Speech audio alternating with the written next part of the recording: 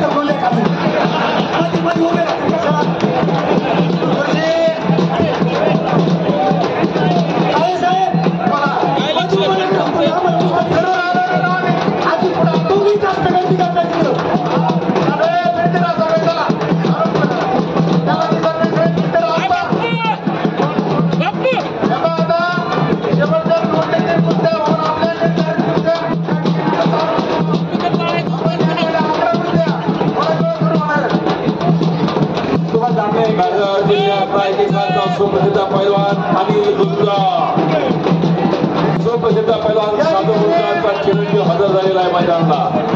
आपलं हार्दिक स्वागत आहे।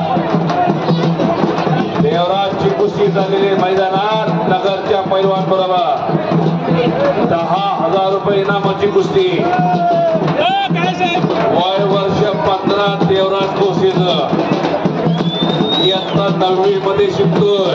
नोंद घ्या, टाकीत हात घातला आणि कब्जा घेतला देवराजनं। हस्तगाव चारोळ्याचा पैलवान